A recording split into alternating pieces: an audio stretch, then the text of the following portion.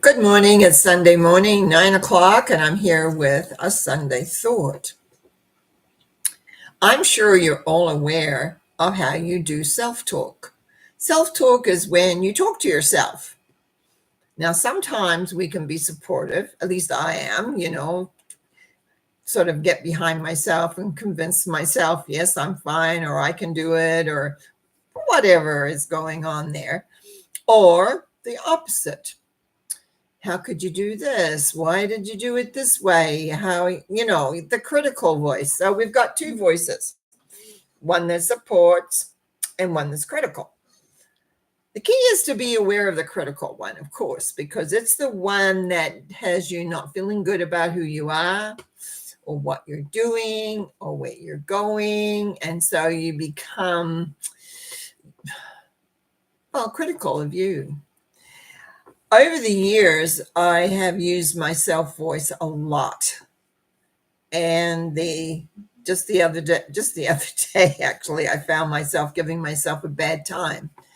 Um, I had not really handled a client as well as I could have. I began to sort of ramble on about things, and a lot of that was because of the mental things that I had seen going on in this person's reading. But anyway, it took me probably a few hours later, I began to say, what are you doing to yourself?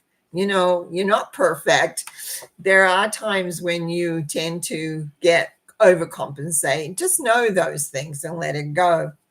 And it made me think, I don't think that I've spoken in a couple of years I've been doing this on self-talk.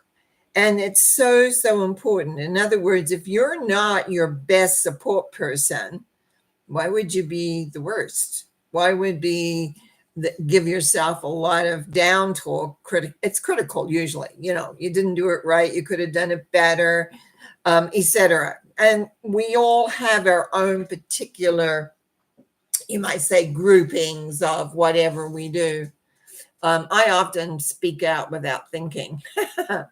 And those ones I can be quite critical about at times. I often have found over the years, because I had quite a bit of responsibility at different times, that I could really give myself a bad time because I didn't do this right or that right or the other. And I learned it wasn't worth it. You kind of think that you can correct what it is that you're doing, but that doesn't seem to work that way. It is the supportive voice. This is the supportive voice that tells you that, yes, you can do it. It can even be, yes, you messed up, but that's okay. You understand what you did. So next time, watch for that. But it's like consistently knowing where your inner thinking is. Now, I have run across people who don't have an inner voice, or if they did, it's so quiet they don't understand it. I can't imagine that. I think my inner voice has always been there. But maybe that's because I had a critical father, so I had his voice inside or something. I'm not sure. But it was like learning how to balance. And it was a surprise for me this week when all of a sudden I'm giving myself a bad time because I wasn't perfect. I didn't do it perfectly. I could have handled the situation a little bit better. I kind of got overwhelmed, and I can talk. You all know that. I can talk about all sorts of things, yes. But it's when I get overwhelmed sometimes, I kind of ramble on a little bit. Anyhow, today in particular, we're talking about self-talk, about how it can aid you and help you. I want you to spend a little bit of time, maybe 5 minutes, and just watch your thoughts go by. Well, like a ticker tape. We're thinking all the time. We're not always conscious of what we're thinking. I, for many years, used to take a certain amount of time of sitting back and watching the thoughts go by, because your thoughts are your vibration. What those thoughts go out is what comes back. So we're now heading into that thoughts create your reality. And it's very true from my experience.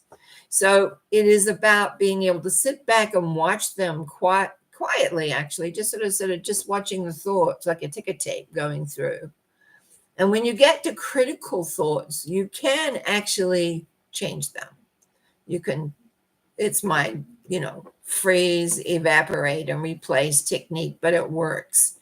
And the thing is that you want your inner voice, that self-talk element, to be supportive of you.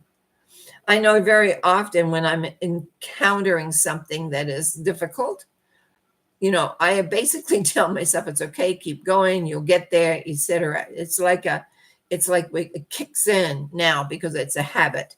But every now, like just the other day, I didn't do that. I began to kind of berate myself because I went off script, you might say. And and then I realized what I was doing, and I went, this is not going to work. So consequently, we're having a discussion on thinking power that you have. You have phenomenal thinking power.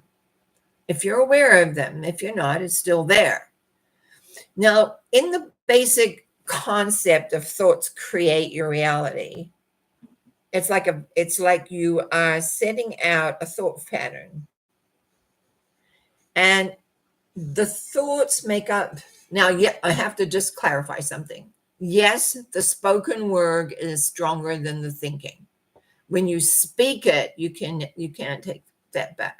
It's gone out as a vibration. Thoughts you can change. And that's why observing your thinking, by seeing how the thoughts work, you can change them. The freeze, evaporate, replace works. I know, I've used it for years. But sometimes, like everybody else, I kind of indulge in being critical of myself. So you have a vibration that comes from your thoughts, primarily. The words that you speak, does have a stronger power. So that's why we work to speak what we want, and or speak to affirm ourselves if we possibly can. It's like learning to become aware of who you are and how you work and how it happens. So the thinking is paramount because we think so much more than we speak. Hard to believe, isn't it? Because it's back there somewhere, often just like a ticker tape. We're always going through. And we want that ticker tape going through to be supportive of self. To know that, yes, you can do that. If you choose to take on I took on some projects sometimes and I wondered, oh, can I really do this? And I would support myself. Well, you've taken it on, so now we'll work on doing it and we'll get it. And wasn't always correct. It didn't always work. It didn't always work in the way, but that's okay. We learned more and more. And I've had a lot of years in learning. And so it's about sitting back in your head sometimes. I used to just sit down in the chair and watch the thinking and begin to isolate what's working, what's supporting, and what isn't. And then work to, you might say, eradicate those that don't support or don't work to create what you want. And that means that we're going to shift now to just goal setting, because that's part of it. You got to have an idea of what you're really wanting in your life. And that's every area of your life. That's not just your work area, or it's your relationship area. It's pretty well everything as to what are the goals. I was just rereading my goals I made for just for every new year. I make goals for the year. I was rereading them. Actually, it fell out of my book, and I sat and reread them. And okay, some of those are already done. Some are not even started. So we're over halfway through the year now. So it's about looking at the thinking power that you have. You are powerful. Just remember that. And how are we powerful? Because our thoughts create. And we need to be aware of those thoughts. I know I just to complicate things for myself, I began this beating up process in my mind. I call it beating up, but it's a critical voice that goes on, what did you do that for? How did you really explain that properly? I was working with a client and I just kind of got off script a little, I guess. No, not I guess, I did. And so I'm beating myself up and I began to sort of like, what are you doing? So you messed up. So you don't do that again. And so it's something I do occasionally, and it always bothers me. I'm not perfect, but then who is?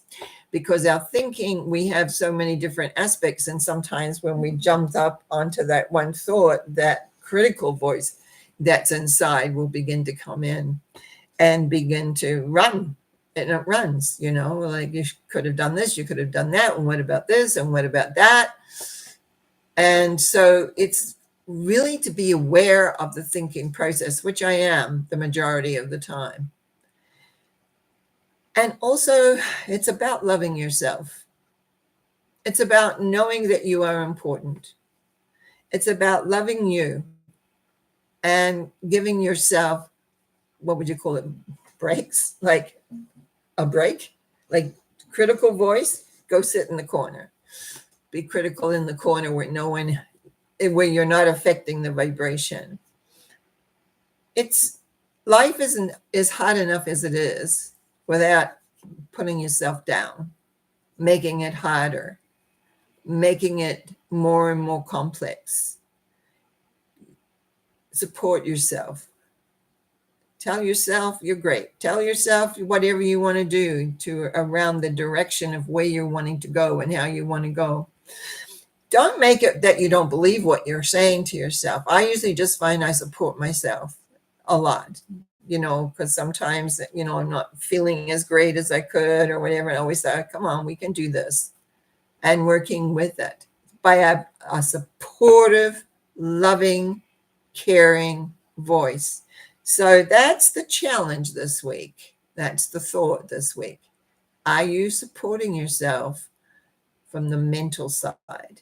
Your thoughts, those thoughts that are sometimes just under the surface. Just give yourself a little bit of time, sit back, watch goes across without judgment. Don't judge them. Just find out what's there. Find out what's going on. So you have a great Sunday. The weather is beginning to clear up here. Was a bit cool yesterday for us. Just a hint of what's coming because September's coming. And I just want to say thank you to Maggie G for tuning in. Appreciate it. You have a wonderful day too. And I will be back on tomorrow night. Oh my goodness, I was going to say Wednesday. No. I'll be back tomorrow night for mental mind treatments. By the way, if anyone has listened to the mental mind treatment, the first treatment last Monday was about a cat. A friend of mine had lost her cat. Anyway, we did a treatment on the cat, and during the treatment in the psychic impression pod, I said it would be away 10 days.